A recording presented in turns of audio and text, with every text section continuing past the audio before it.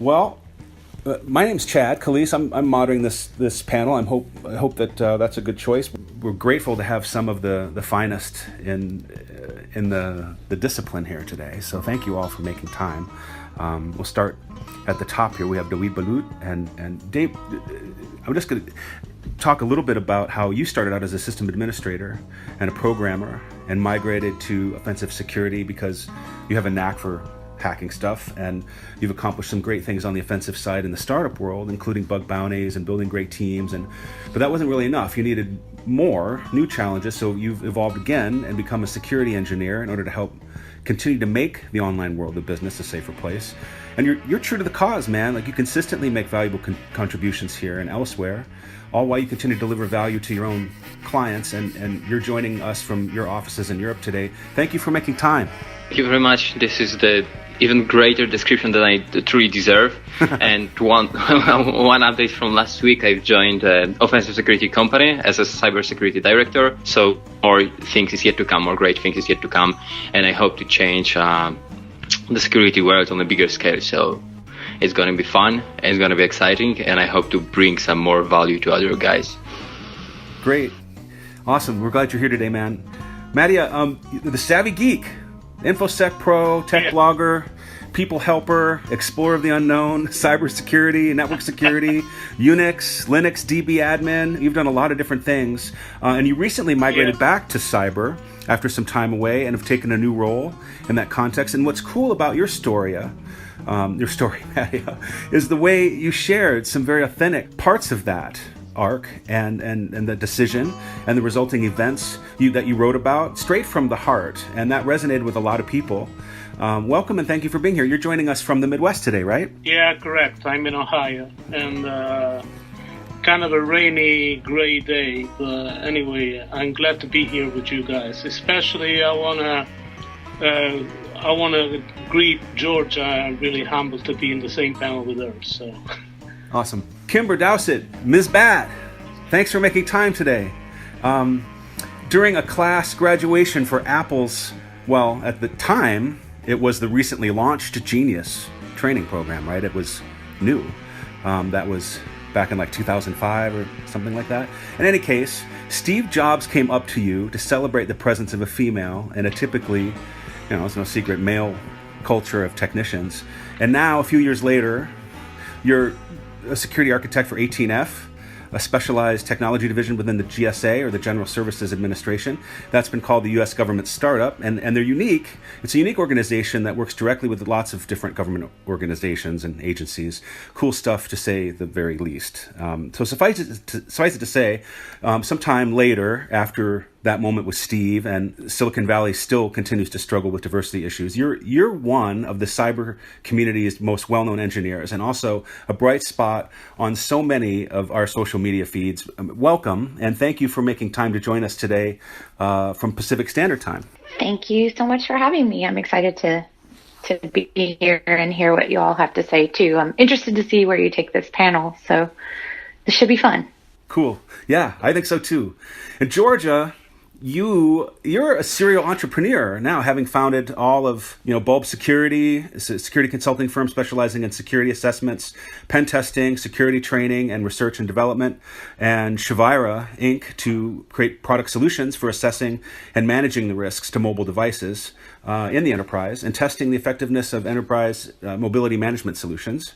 You started out, and you've been in this since forever. You nailed your BS by the time you were 18, and then MS in computer science and CISP and ethical hacking and a slew of certs. Not that you probably even need them, because your work in the field of mobile device exploitation speaks for itself and has been featured all over the place internationally in multiple formats, from print to television. You've received tons of accolades and awards, and the list is way too long to get into here this morning. You've been awarded DARPA grants. You're a regular at Black Hat, BrewCon, CanSec West, and so many more. You built smartphone, the SPF, the smartphone pen test framework. Graduated from Mach 37. Whew! You wear a lot of hats, Georgia, and you're a security researcher, speaker, trainer, author of course, Penetration Testing, A Hands-On Introduction to Hacking, pen tester to the core, hardcore. Welcome, Georgia, and thanks for joining our panel today. You're in DC, right? Yeah. So thanks for having me. That bio was written by, marketing people. So, I apologize for its length, but, I call myself a pen tester because I can't use technology properly. We'll get into that. Cool. Well, we're happy you're here. And it sounds like, Chris, Hey, did guys. you... Hey, morning, Chris. How's it going? Sorry for my tardiness. It's all right. That's all right. Chris, so you're regarded as one of the foremost experts on counter-threat intelligence within InfoSec. Oh God, don't read the bio. Don't read the bio. Can we skip it? Fucking bio, for crying out loud. Please, for God's sakes. Awesome. Again, same thing as written by marketing people. Yeah, all right. That's awesome. So let's start. We have a list of things. We're not, realistically going to have time to get through our list of things that we'd like to talk about today. But one of the best questions that Chris posed before we put our panel together this morning was how to engage. Maybe that's a great place to start this morning. How do we engage with business people? How do we engage with laymen on the value of this discipline, and what are some of the ways that we've been successful in doing that? Silence from everybody. Do you want us to just talk? Yeah, who do you want to talk?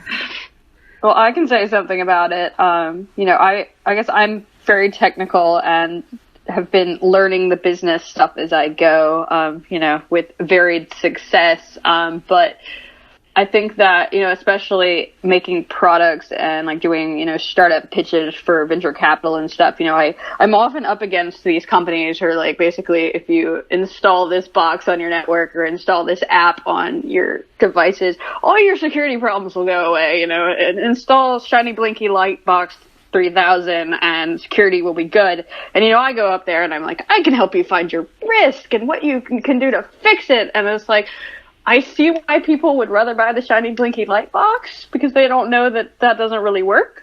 So I think it is really a problem that, one, people look at us like we're going to steal all their stuff and that we're criminals, and two, that, they don't think they need testing because they're preventative solution vendors. But I'm not saying throw out solutions by any means, but, the vendors, are saying that, this will solve all your problems. You don't really need the other things. So, defense in depth is almost being, ignored by the preventative vendors. So you can't really blame people for not to do it. So I need people to give me answers of, how to convince people, because again, sales and business and thing are still things that I'm working on, if you will. So, I have certainly not cracked the, how do you make as important as firewalls. Kimber, do you have some thoughts on that?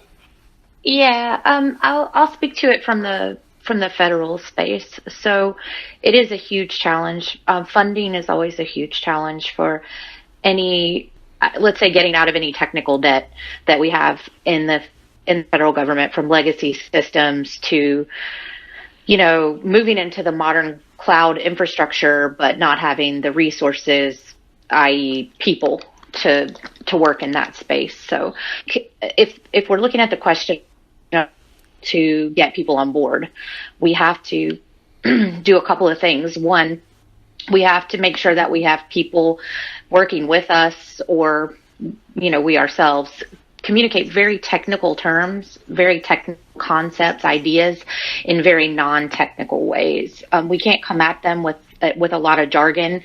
That just doesn't work. I'm sure it's probably the same in the private sector, but the last thing you want to do is make a CISO feel stupid if you want to get anywhere.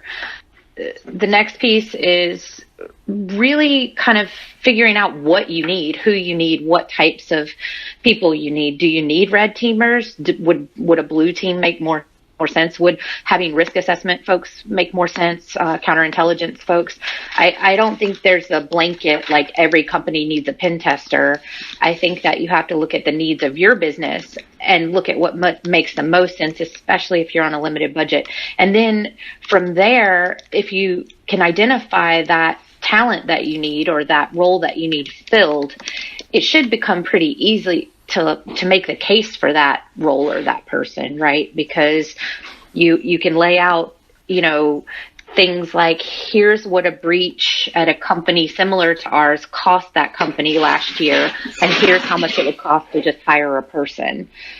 So if you can do that, talk in non-technical terms, identify your needs, and then, just kind of condense that need to one or two things and really hash out why you need that role filled. And then if you can talk money on top of it with, here's how much X will cost if we don't have Y, oh man, you'll get your people.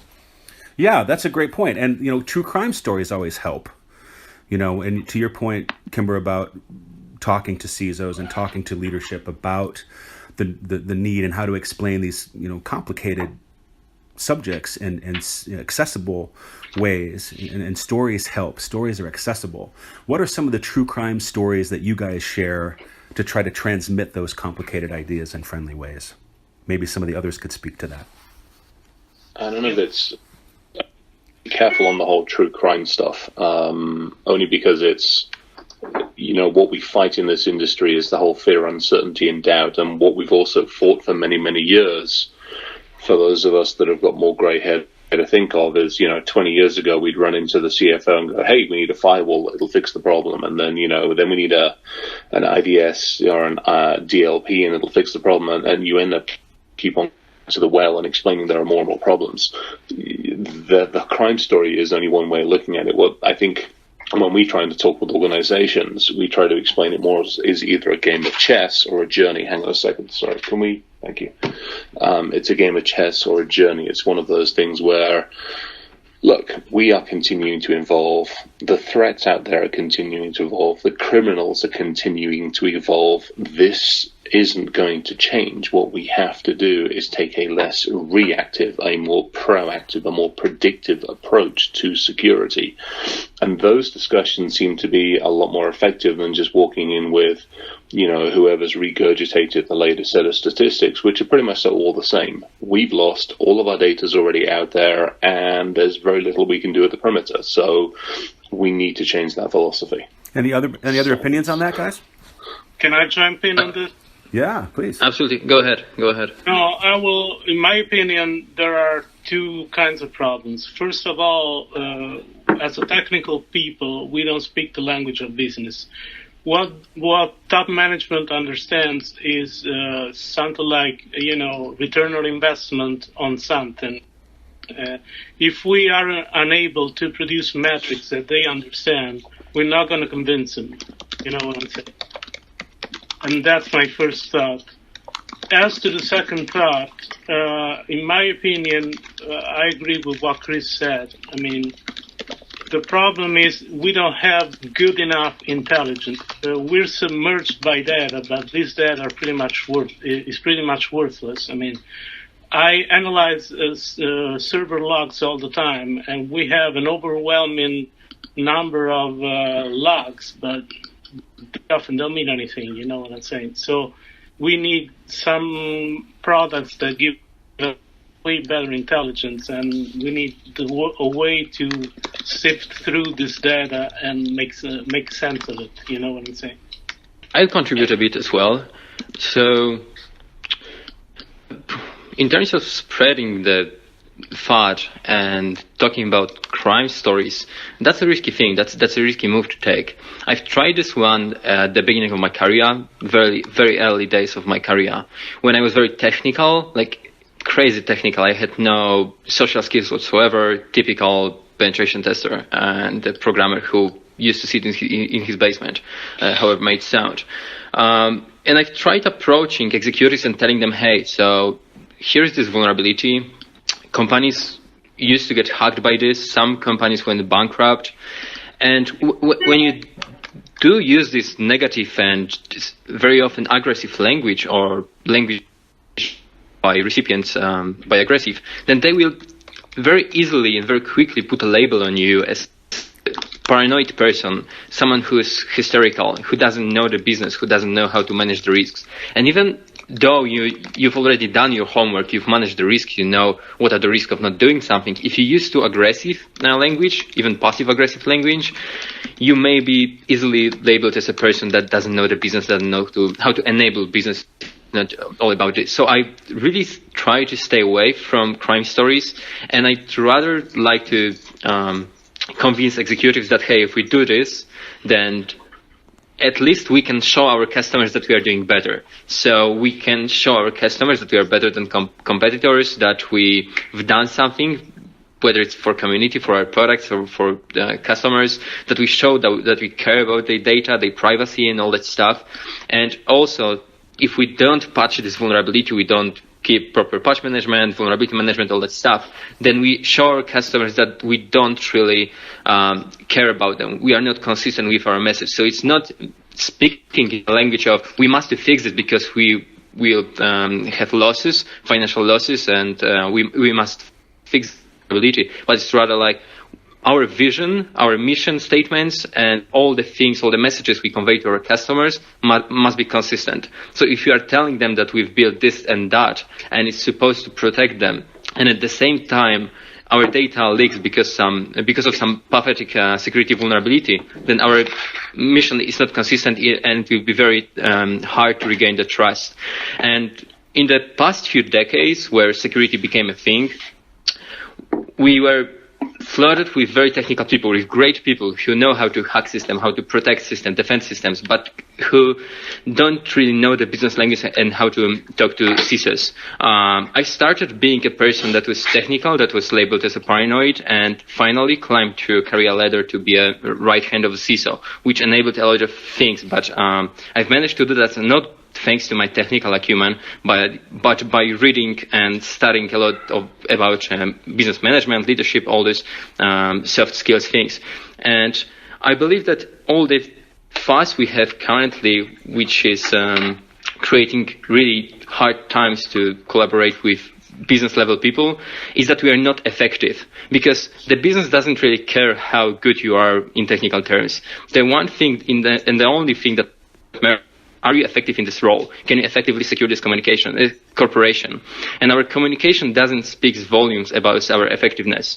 And I believe that marketers and all those companies, salespeople from those security companies that sell so much of snake oil, are just effective in the work they do. So we may have the right solution, we may have the tools and processes, we know how to do stuff, but we cannot effectively apply it to the business because we missed the step of communicating properly, while other vendors really know how to effectively communicate. So that would be the one from me. It's Kimber. I want to add here that I think that we're talking about two very different things as well. When I say go to make the business case, coming in from the federal space, that's me trying to convince my bosses that we need to bring these resources in. That's going to be a very different approach than it sounds like these guys take, being that business that's trying to get in. So for me, I have to tell the war stories, right? Like I have to talk about the last agency that was breached and how steps could have been taken to prevent that breach, and how resources in place in our agency would hopefully protect us if the same sort of attack were leveraged against our data. And that's going to be a very different approach, right? Me making the business case for resources is different than a company making the business case for why their company should be hired to be the front line in this sort of war that we're involved. So I want to make sure that that's clear, that I think that we're talking about two different approaches from two different goals, as it were. Yeah, what I hear, these are all really important, and that's why I mentioned it that way or presented it that way, because it's a polarized question, right? And it's hard for us when we say our audience, or we're saying how to engage people or how to bring folks into this realm. That's a snowflakey thing, right? It really depends on the sector we're in, as Kimber was saying. It depends on who is at the table. Sometimes we don't always have everybody at the table we need at the table. And we have to really empathize, put someone else's shoes on to think, what's going to be most compelling to this person or this individual based on their experience and their background and sometimes their ability level. It's really a tough not to crack, because there's also a lot of different messages going. There's the marketing side and there's the technical side. To Weed's point, there's a lot of messages that are garbled in jargon and acronyms that make it intimidating. A lot of people don't even want to go there. They just kind of shut down, like it's not my problem. And to that point, maybe we could talk a little bit about these definitions, right? There's a lot of folks that don't even know that they need testing. What is the difference? What are the kinds of things that they need to understand in the context of these definitions? What's, audit versus assessment, scanning versus assessment versus actual penetration testing? Maybe we could spend a few minutes talking about those definitions. Chris is laughing. Yeah. Yeah, the audit versus assessment one, unfortunately, probably gets most of us these times. And I have a soft spot for auditors because, I think in a lot of the experiences I've seen, a lot of the organizations I've seen, they'll hold up their PCI, their HIPAA, their FERC, their NERC, and their SAS, and they'll be like, I am secure, I have passed an audit, and like, no, congratulations, you've done nothing more than fool the auditor and feed them enough shit that they actually finally sign off on your... Check some boxes. Yeah. Oh my God, yeah. And the problem is, again, we ridicule it, which is probably the wrong way of doing it, and I'll stand up and I'll take some of the hit for that one too, because so often we need to do more of an education. An organization stands there and says, I have passed an audit, I am secure. It's like, well, no, actually what you've managed to do is go through the series of checklists. However, as a bad guy, they're not going to do that. Here's the difference. Here's the deltas. And a lot of it's an education process. So we're not good at that. I mean, to some of the other comments, we're getting better. We're a lot better than we used to be. A lot of us have now decided that we can actually speak English as well as geek, and we can actually understand business risk and business articulations and various other things. But, we came off of an engagement not that long ago, about a month and a half ago, where the company didn't even realize they had to deal with security. And, the first initial reaction is like, what the hell is wrong with you? Is your head being buried in the sand? But then you have to take a step back and go, no, their focus has been on the business, has been on building the business, running the business, doing things with the business. And, security is nothing more than just one more facet inside an organization that people have to decide whether they need to focus on. I think that's part of the challenge. And despite the fact we're jumping up and down going, you better focus on it, they have a lot of other things to deal with. So it's, how do we reach those people? How do we discuss with those people? How do we make those people understand, or help them understand, I should say, that, there are differences. And a lot of that comes to education. And sometimes you just can't make them understand. So yeah. In the Fed space, the awesome thing that I deal with pretty regularly is IT contractors who come in and their job is to meet the compliance checkboxes, right? Like every compliance checkbox has to be checked. So is it being managed? Are we tracking assets? FA enabled? Is the banner there? Like, are all the things there, right? And it just randomly a piece of software shows up on your system, and we have users going, what's happening? You've trained us to look for this. Now this thing's popped up on our system, and where did it come from? And so then, of course, I'm reaching out to IT, like, what did you do? And they're like, well, this meets a compliance checkbox for this control. I'm like, okay, but now you've created an attack vector. And they're like, not our problem. We box and we get paid now. So that's like, oh man, you'd cringe. It's like daily, the fight, like the security, the odds, like security constantly at odds with compliance. And one does not equal the other. So that's crazy when you think about it. Because I mean, it's always, again, it's one thing, and I've heard us all preach this, is, when we come in, it's not a security fight. We have to be in lockstep with HR, legal, compliance. And it's nuts when you think that we're at odds with each other when we have to be in lockstep. The whole idea of human resources, compliance, regulation, legal, and us is to protect the entity that is the organization. And it's nuts when you think we're not in lockstep with each other. I had a really good conversation with somebody. I was over in the a conference on nuclear security, which was kind of fun and interesting. And their attitude was they've tended to move away from calling it security and just basically calling it safety. I mean, obviously, nuclear safety is something they've been kind of paranoid about for a few years. And so instead of us calling it security, it's the mentality is if we call it safety, that tends to hit a different chord with a human. Security is somebody else's, safety is, shit, I might get hurt about this.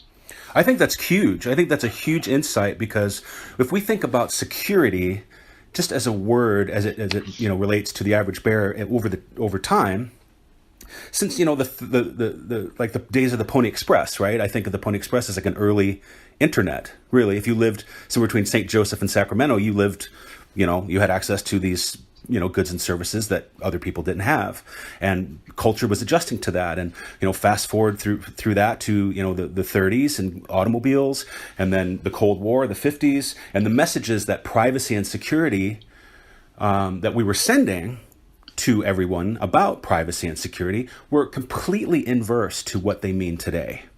And this all happened overnight, seemingly.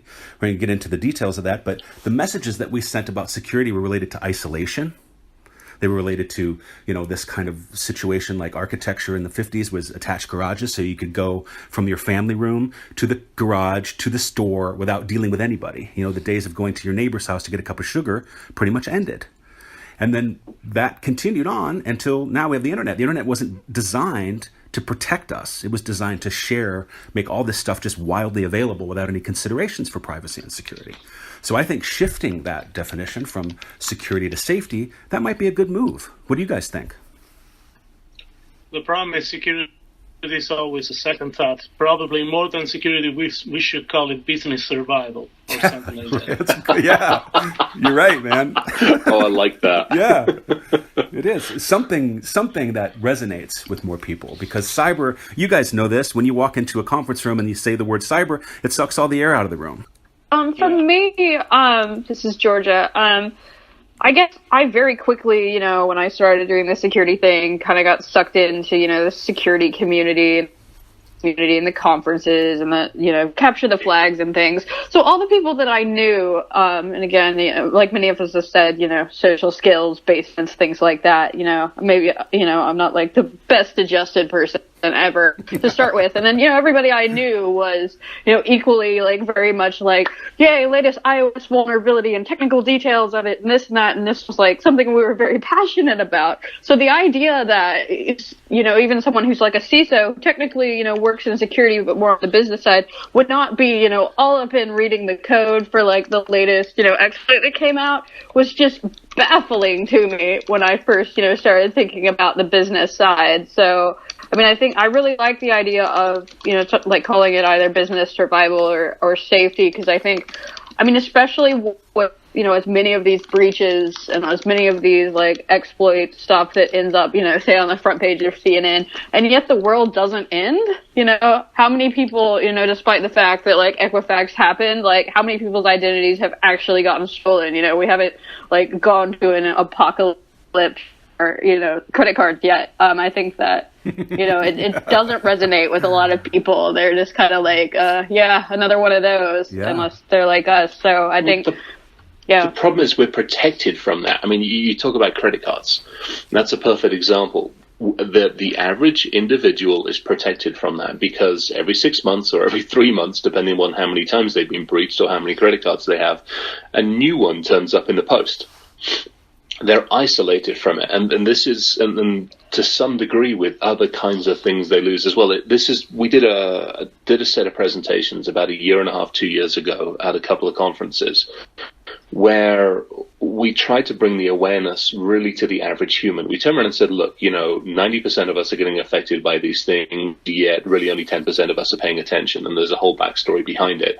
So we're like, how do we actually get the attention of the other 90%? And we're like, we're going to take food off the table. If we take your credit card away, it doesn't matter because the bank, oh, well, here's another one.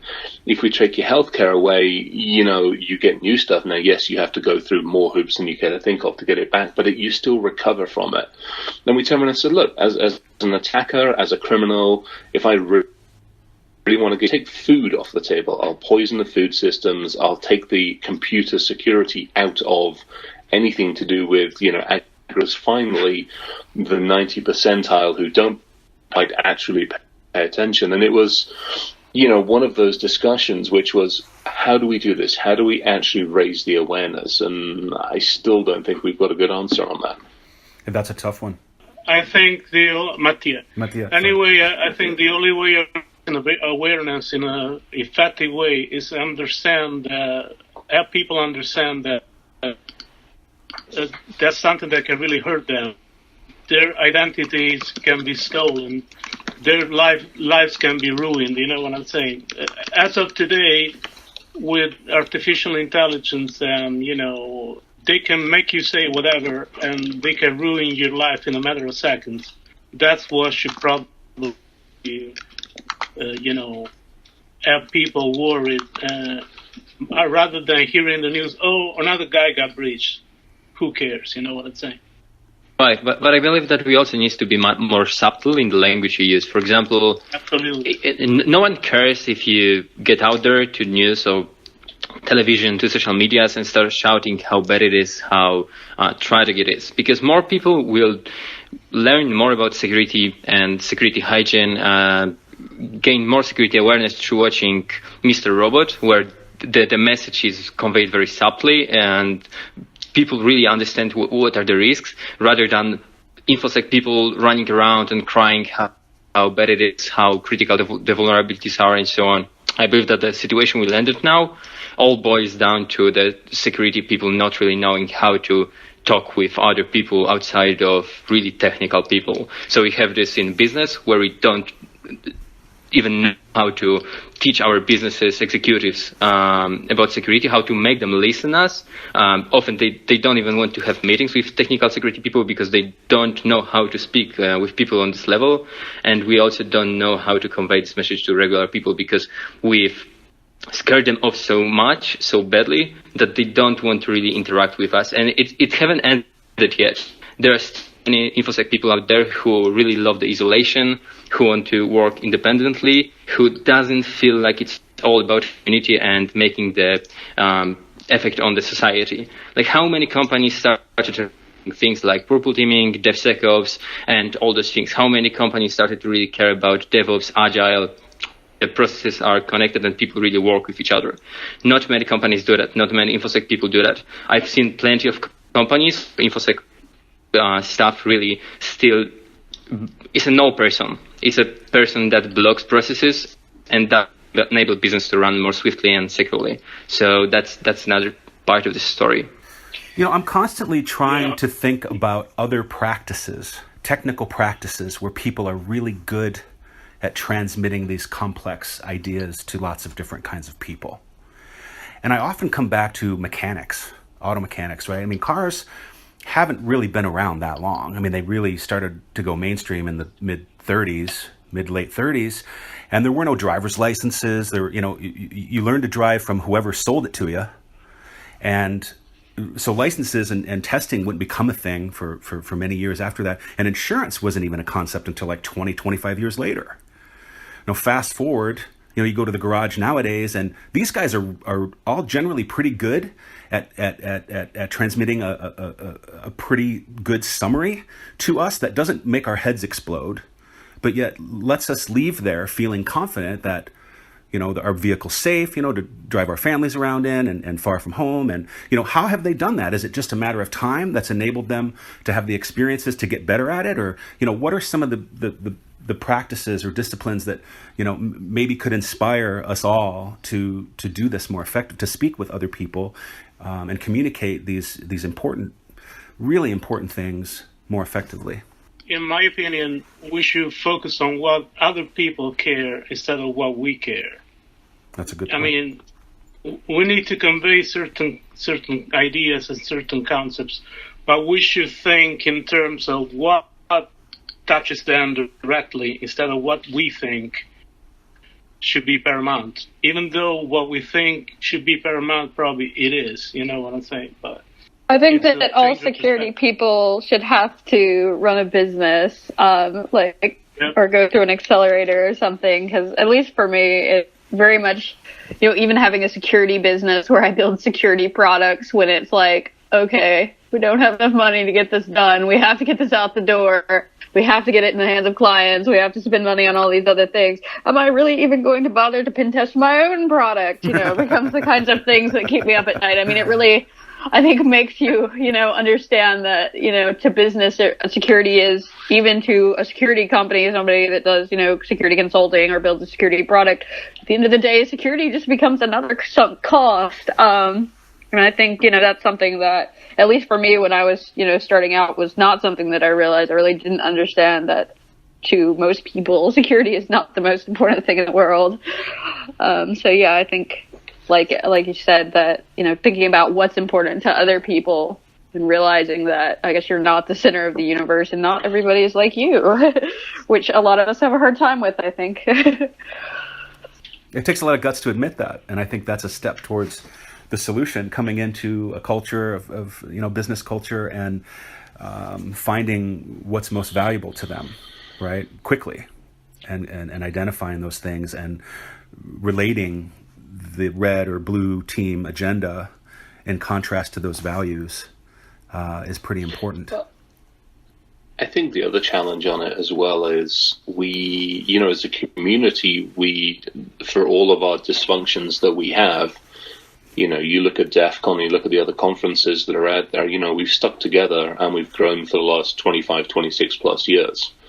Whereas being able to reach out to other areas, take your healthcare, take industry, take finance, and being part of those conferences and those industries, I think takes a lot more work. And yes, we're making inroads into them, but, we don't have 20 years of experience of standing up in, say, the finance industry or the healthcare industry or the critical infrastructure or those other industries, and having those presences at the conferences. We're getting better at outreaching outside of our own community and preaching to others, for want of a better way of looking at it, but we're definitely not good at it. And again, the challenge is when you stand up and on a conference and you explain the latest vulnerability and the latest flashy issue, most of the people switch off after the first 5 minutes. It's one of the biggest frustrations I still see a lot of the conferences is people stand up and go, hey, look, I broke shit. Well, I don't give a damn. What I want to see is how you fixed it. Well, that's where penetration testing for all sorts of things has relevance and interest to lots of people. You mentioned that, Chris, and when we were thinking of some ideas initially putting this panel together, that penetration testing is hacking, it's tinkering, it's figuring out how things work. Mm-hmm. And it could be as simple as taking an old desktop apart with some kids and talking about the parts that make it work and the parts that make it maybe not work so well, and some ways to make it work better. What are some contexts that are friendlier to introduce this topic, right? Because if you introduce me to a topic when I'm feeling scared, or I'm feeling, if you're trying to teach a kid to swim when they're stressed and they're under some kind of duress, their odds for success are diminished, right? But if you introduce a concept to them in the sunshine, when things are great and they feel safe and they feel accepted and they feel competent, the outcome tends to be very different. I think so maybe it's security is not just I always remember years and years ago having a discussion about security being wealth preservation. How do we, again, it goes back to safe. I'm not here to break into you. The days of the red teamer in the red spandex jumping over walls with a laptop, I would argue are numbered.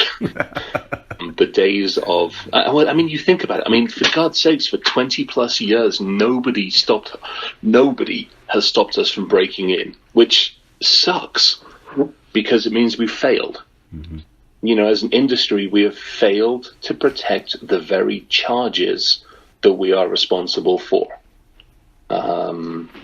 It's great for the ego. Woohoo, I broke in again. But it sucks for the company because woohoo, I broke in again. We as an industry have failed. So how do we change that? How do we look at it? And to your point, change that mentality from one of, I'm going to, abuse you, to one of, hey, I'm here for safety reasons. I'm here to help your organization, almost survive, whatever way you want to take that mentality. And here's that. Here's how we come in, and here's how, we work with you to ensure the ongoing integrity of the organization. Now, we have to take half the companies out there that have their shiny shit that keep saying they have AI and everything's going to be perfect, and probably taser most of them, but I still think there's a way we can do it effectively. The taser comes out. Hey, you made it almost half an hour, Chris. One thing that I really love to do is we have a lot of folks come in who call themselves hackers, right? They're red teamers, pen testers, and then I get to say to them, well, what language are you writing your tools in? And they're like, oh, I'm using Metasploit. Okay, but okay, so let's move on to the next person. Yeah. Okay, red teamer, pen tester, what tools are you working with? And then they start talking about a project and show me their GitHub.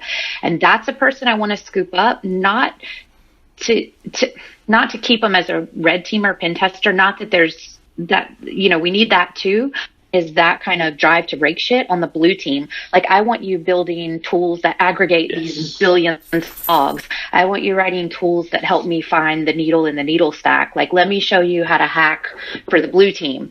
Let's go from there. So I think that, like, we've developed this culture where people think that, like, red teaming and breaking into shit is, like, the sexy part of security, and everything else is just whatever it is we do. But, like, I'm hacking stuff every day. I'm just hacking it differently. I'm not trying to break into the thing. I know how you broke into the thing. I want to figure out now how my logs can alert me on that. And we're talking like millions and millions of logs daily that we're trying to deal with. Like, sure, it's sexy to be a red teamer. Blue team kind of gets no love, but goddamn, like, we're doing stuff. And if people who can code and people who want to break shit want to, like, take a walk on the defender side, like, I think they'll find that they know more than they think they do about defense, but also that they have so much more to learn. And then if they ever want to go back to red teaming, like, they'll be a better red teamer for it. So I believe that's a problem we created as an industry, because we've been praising so much great hackers, the great red teamers, penetration testers, all the people on the offensive side, that we haven't been praising enough people who've done great work blue teaming on the defensive side. Like, most security conferences are all about offensive security, all about cracking, vulnerability research, exploiting, and all those great things.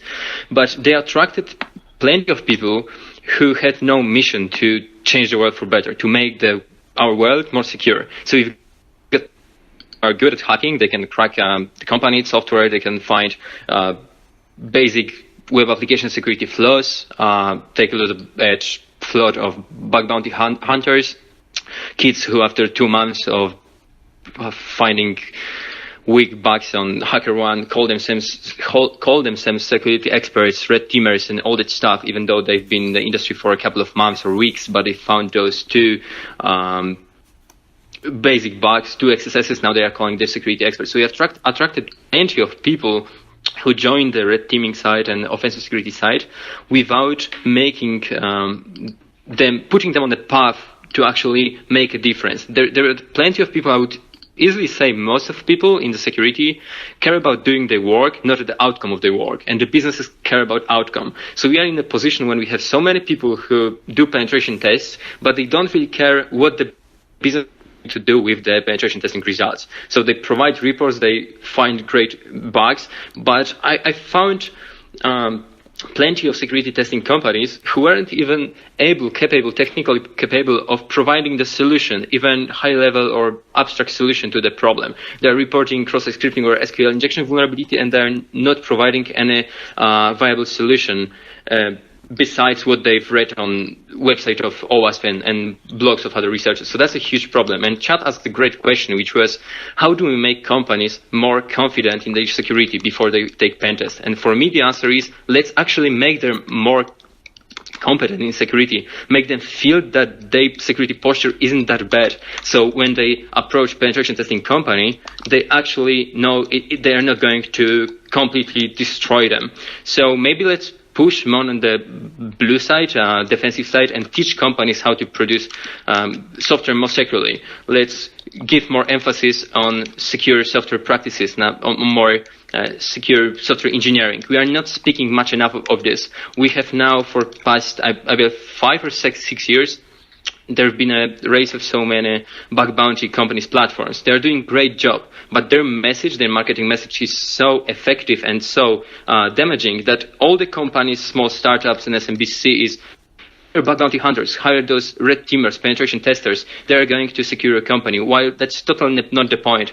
We are finding all the same bugs all over again because we are not taking one step further and teaching companies how to protect how to prevent those security issues from raising in the first place. So I believe we must put more emphasis on the basic security awareness, teaching companies why patch management matters, teaching them how to do secure software engineering, and then we can make them go to penetration testing services while they are already somehow competent and confident in a security posture. So that's I would love to add here. I was the technical team lead on the first public civilian agency bug bounty program within the federal government. And now I go to agencies and speak a lot about this topic of bug bounties because it's sexy, right? Like that's the new big thing. Sure. Yeah.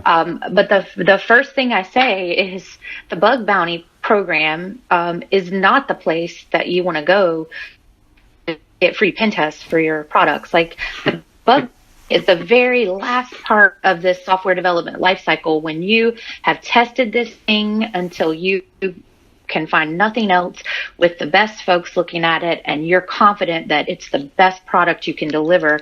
That's when you look at whether or not you're even vulnerability disclosure policy, much less like the bug bounty, right? Because we've seen companies ask about vuln disclosure policies, and we have to say, well, your plan if somebody reports a vulnerability, right? Like you launch the policy and then somebody reports it and you have 90 days to remediate. What do your resources look like? Like, can you even fix this thing they reported? Because if you can't, you've just kind of written a policy giving them carte blanche to release this vulnerability into the wild in 90 days with the POC. Mm-hmm. And now you're really screwed, right? So I think some of these like sexy things we have right now with vuln disclosure policies and bug bounties are all the rage with the youngsters right now. If you can't use those as any part of your security plan, right? Like this is meant to find the thing that you missed, not find things for you. They're not testing out of the kindness of their heart. Like right. They're going to give you an end date for when you need to fix this stuff, and then it's going to be out in the wild. So I guess that's a whole other can of worms, but it is, but it's important. It's really important. And, Katie was, Masoris was just speaking about that in DC a couple weeks ago. And I think it's an important, and very widely misunderstood. You talked about it very fluently, Kimber, a very important way, that it is the last piece. You have to have some competency and be able to handle what you've got before you start taking on stuff that you just don't have the bandwidth for. Otherwise, you're asking for, you're opening yourself up to a whole nother can of worms, like you said. And the security industry isn't helping with this one because there is so much good stuff about and said about bug bounties that we are not speaking what's the core reason for bug bounties. And we are not really speaking about snake oil companies in bug bounty sector who sell and promote bug bounties as a solution to everything. So to me, all the problems we are facing in the security community and security industry boils down to what we are doing as a community. If you are not being an authority, if we are not giving a good example, if we are not standing up when something shady is happening in the industry, how do you expect change to happen? How many security professionals stand up and spoke against bug bounties and the bug bounty practices? I'm not speaking about bug bounties mission, but the current state bounty sectors. There are not many.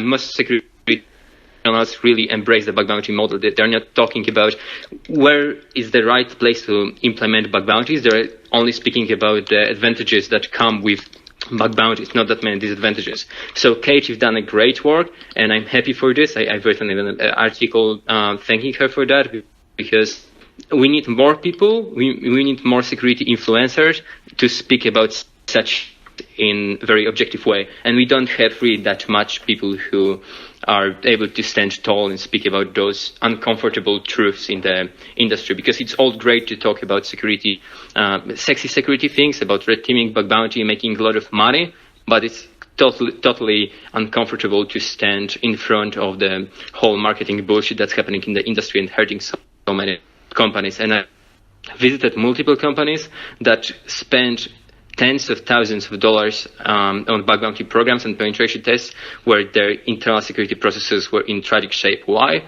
Because we are so much advocating offensive security and penetration testing and bug bounty that we tend to forget how important other things are and how often we should speak about them. And people, companies, and executives do the thing we tell them about. They do things they hear about in news and social media and so on, and we don't speak about the defensive side much enough. What are the positive outcomes of some of, Kimber, you were saying you go and you speak about this to some of the agencies internally, externally, whatever the situation is, and what are some of the positive outcomes of that outreach that you've seen? So I think, for one, having put our vulnerability disclosure policy out for TTS at GSA, and putting it on GitHub so that other agencies, it's visible, they can look at it, they can talk to their legal people, open a dialogue like, hey, is this something we need? Is this something we're ready for? But mostly, I think the most positive thing, which in the current climate probably seems like a negative thing to most people, but for me, the positive has been, stopping agencies that weren't from pursuing a bug bounty program, getting them to just understand that, like, hey, you probably have another year before you're even ready to launch a vuln disclosure policy. Just getting that word out that just because this thing sounds great doesn't mean it's great. And here's why it's terrible for you, because I understand the federal space and you're not ready, right? I've seen your infrastructure and you're not ready. There's that piece. There's the other piece of just in general, if for all of us, any chance we have to say, like, I know that right now the thing that you think, because I'm a security person, I'm going to talk about this vulnerability that came out last week, and it has a neat website and somebody made a logo and it's all over CNN. But like, your biggest threat at your organization right now is that your folks haven't patched Java. Like, right. So let's just take a step back. And yeah. There's just so much sensationalizing of these things that just are scaring people away from installing antivirus, right? Like, the big thing now is for people to attack antivirus and say, security researchers to say, that's an attack vector, disable antivirus, remove that from your computer. Like, I get that really technical people understand the vulnerabilities within antivirus software, but that doesn't mean I want my mom to go and install McAfee or Symantec from her Windows box. Mm-hmm. Like, just if we're going to put out a message, let's put out a message that reaches the lay people. I feel like a lot of the security community right now is speaking in an echo chamber, right? And we know what's up and we've got everything. So I think one of the things that Chris touched on earlier with branching out, like me going to different agencies or going to help conferences, like they will embrace us completely. And really it could be just to tell them, like, Java, Flash, like the basics. We don't have to talk about, right. Mm-hmm. we don't have to talk about Eternal Blue. Like, we can just talk about, these are the everyday risks that your companies face, and like, help us help you. And I want us all to have the same mission, right? Like, secure all the things. But I feel like there's so much self-serving behavior. Like, the person wants to see, they want to be accredited on the logo, they want to have the notoriety and be the rock star, and like, I just want to make sure, like, my mom can browse the internet and not lose all of her bank credentials. Like, yeah. I don't know, maybe I'm just simple, but I think that's like can we just start small and start at home and work our way up? That other stuff is super sexy. Like, don't get me wrong, but it's just not my jam. It's not what I care about. Well, if we were going to go camping, we wouldn't prepare ourselves as if we were going to go, head up Kilimanjaro. We would want, some rain gear, some, probably a spare roll of TP, some basic, maybe a water filter, some things like that. And I think there's an analogy for some of this that, it's cool to have those conversations, and they are sexy. But how do you affect people to recognize the value in their lives, right? And awareness training that tends to be more successful in appealing to people and protecting themselves and the ones they care about the most, and helping them shape good habits at home in their personal lives, how they use technology, and letting those kinds of habits inform the kinds of decisions they make at work. It doesn't tend to really work the other way around. Forcing them to do things at work, they're not going to bring that home with them, right? But they will bring their habits that they use in their personal lives. And I don't think your outlook is simple at all. I think it makes sense. Some of you, Chris is another, kind of the flip side of that. You're on the bleeding edge of a lot of this stuff, using these tactics to make sure that critical infrastructure is secure from threat actors that most of us don't encounter every day, right? These are state-sanctioned actors, and that's a different, those audiences are different. What are some of the positive, trickle-down concepts and tools that we can expect to see in our, simpler worlds because of that work that's being done? Yeah, we're actually sitting here at the moment putting together a whole set of decks and a whole set of workload that's going to go to the National Guard folks who are doing a lot more on the critical infrastructure. So, I mean, honestly, the focus for us is the same thing we've been kind of talking about, which is we're working with those guys and we're training those guys out of the red versus blue mentality and much more into exactly what Ms. Bad said, which was you want to take that red team type of mentality and you want to take the hacker mentality, that the person that wants to actually deconstruct and understand how something works and what makes it tick, and you want to channel that in the defensive side of the world. I just shot a note out on the everyone, which is, blue has to win. This is no longer about the fact that, the red team has the flag. This is the fact that the blue team has got to win. And, moving away, we're working with those guys on moving away from the more defensive type of tactics into the more predictive, the proactive, and that side of the world. Because no matter what we do, no matter how we do it, whether it's antivirus, whether it's endpoint detection, whether it's IDS, IP, whatever else technology that's in the way, we're going to find a way past it.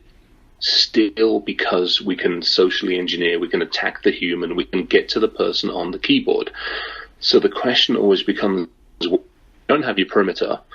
How do you know that somebody's inside? So we're talking a lot with the Guard, and we're talking a lot with the critical guys about how, and we're doing some work over in Ukraine. We're doing a lot of work over there. And the question there isn't defend the perimeter. The question there is, look, they're inside.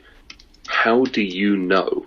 What do you know about this? And this is taking that mentality that, Ms. Bat said, which is take that hacker mentality. Let's take the mentality that makes all of us tick and point that towards blue, point that towards the defensive strategies, and actually help somebody understand, what's going on, which is, I think definitely a change in mentality. Can I jump in on this? Matt, yeah, go please. In my opinion, I totally want to agree with what Chris said. In my opinion, we need a total shift on my mindset away from this, blue team, red team distinction, to understand that what we need to do is address the problems instead of simply going ahead and pop up shells without doing anything for the business. I mean, there's a reason why in the OS top 10 we still have SQL injection and we still have cross-site scripting, even if they date back decades. You know what I'm saying? Because we keep having people going to pen test companies without telling them what to do to prevent these problems and what they should do effectively to harden their infrastructure. If you don't do that, we'll keep having this kind of issues, but we won't give back to the community and won't do any good to the industry. That's my opinion.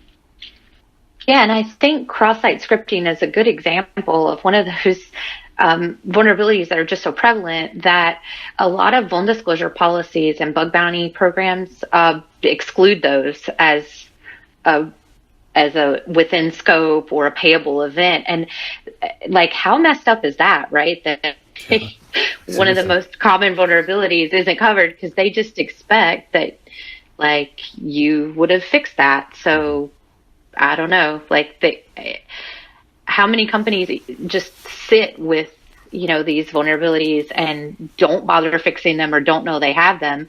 And then you've got a researcher who says, hey, you've got this vulnerability to their bug bounty. And they're like, oh, that's not covered under the bug bounty. Well, then what happened? Let's just hope that was a white hat researcher. But right.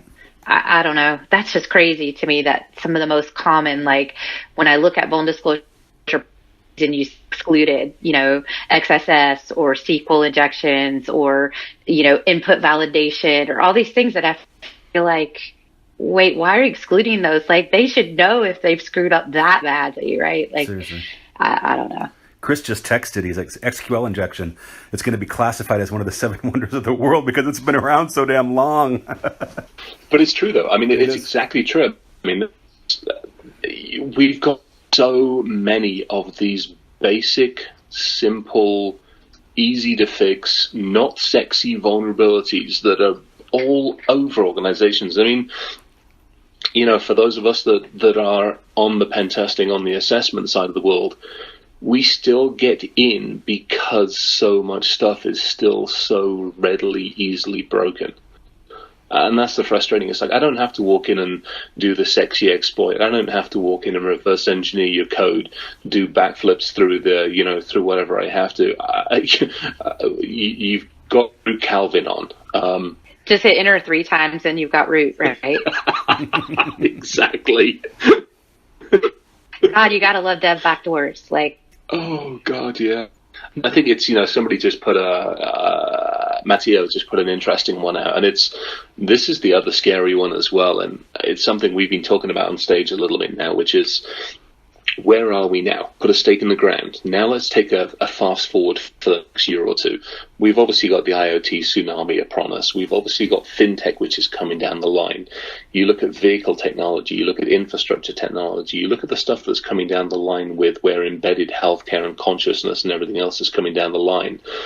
And you have, exactly as Matteo, you have billions of lines of code, and you take the average analysis, which is, for X number of bugs per 100 lines of code.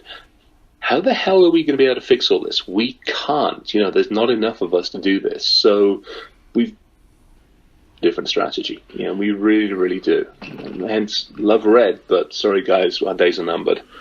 To meet up a strategy, we can... Okay, go ahead. No, you go. No, you go. Well, I was going to say too, like with all those things coming down the pipe, like my biggest fear right now is not really any of that, right? It's all the major breaches, the big breaches. So we're talking about billions of user data. My concern now is with voter registration tampering and who's working on that? Where are the blue teamers defending democracy? Right. So because I just think, does any of the rest of it matter if democracy falls to shit because people show up to vote and they can't vote? They're not on a list. Like, those systems are tampered. For me, I think we're going to see a huge rush to exploit those systems. So I sure hope there are defenders out there ready to work, fight the good fight. And Fed work doesn't pay a lot, but damn, we got to figure out some way to defend. But that's my soapbox. Absolutely. So I've had this similar worry for quite a while, which was that if you have so many leakages and so many corporations have so weak security posture and they leak so much of the private data and credentials and all that stuff, that makes me worried if in a couple of years maybe will not stop caring about privacy and security at all. Because if they already are at the point that most of the people can be easily hacked because their credentials are out there, their private data is out there. So I'm worried that we will hit the wall where people will be like, I don't care, all my data is out there anyways. Because we are fighting this good fight. We are protecting the companies, we are stopping them, slowing them down, slowing attackers down by protecting them, but it's not fast enough. And at the pace which we have now, pace of breaches and data leakages, we may hit a point where people will stop caring about privacy at all. And the privacy is one of the biggest and most important virtues we have in lives. And while most people don't realize this because they don't know the value of privacy, one it would be huge for us. So that's something I'm worried about. And back to one of the previous things, Mati asked why some companies do bug bounty programs when they exclude so many of things, so many things, so many valuable things. And my answer would be I've seen plenty of companies that actually do have bug bounty programs, very limited bug bounty programs, just for marketing purposes. So tell their customers, hey, we are on the top of the edge. We have this cutting edge processes. Everyone is talking about we have bug bounty program, but then they have everything excluded, and actually they're exposing themselves to more risk because they've gotten their name out there. And in terms of protecting and blue teaming, I believe we must double down and triple down on the education of software engineers, because we won't ever get to the point when there is enough security engineers to catch the bugs ourselves and fix them. We must fix the problem at the core, which is educating software engineers how to write even a bit more secure code, so we have less and less work to be done in catching those bugs, and we can focus on what matters, on securing the companies at scale. And currently, not even top universities put enough emphasis on secure software engineering. And I believe that's a huge thing we should focus on, which is education. And I'm seeing those reports about huge security skills shortage gap, and it's not going to anytime soon. It's not going to never. So maybe the most practical solution to the skills shortage gap and just the general gap in security workforce would be not creating more security people, generating more security professionals, but rather limiting the exposure companies have and limiting the amount of work we must, thus decreasing amount of required security pros.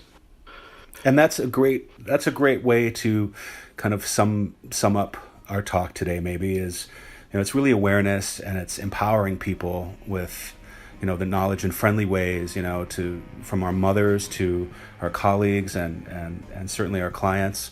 I'm grateful for everyone's time today. Thank you for joining us. Daweed, Madia, Kimber, Georgia, Chris, you guys are all doing really important work. This is not small stuff, and it all counts. And I'm very grateful that you were able to join us today. Thank you. Thank you very, very much for having us. Yeah, thank you for having us. Tremendous pleasure speaking with all of you.